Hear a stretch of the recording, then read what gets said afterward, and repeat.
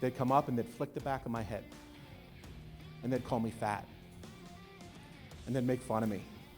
They'd make fun of all the clothes that I wear. And they kept picking on me, and they kept picking on me. And I'm gonna tell you something. Something happened that day that I didn't think was ever gonna happen.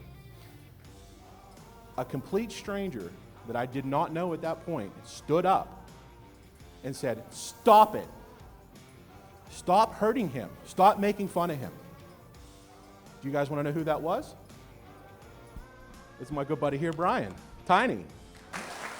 And to this day, because of that, me and Brian have remained best friends.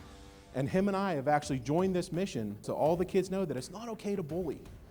But it will have effect on me for the rest of my life, as it could have effect on you for the rest of your life. That's what we're here today to try to stop. Be a friend to one another. And that's what our mission is going to be, to try to create no more bullying. Everybody feels accepted. That one person can make that difference. The same way that when Bear was struggling, he felt like he had no one. And Tiny stepped in and said, no, you have somebody. You have help. I'm here. People sometimes say that, oh, you're just kids. You don't have things to worry about. You're just kids. You have nothing to worry about. We know that's not true. And we know because we've been there. You can be the support for somebody else. You can be that person.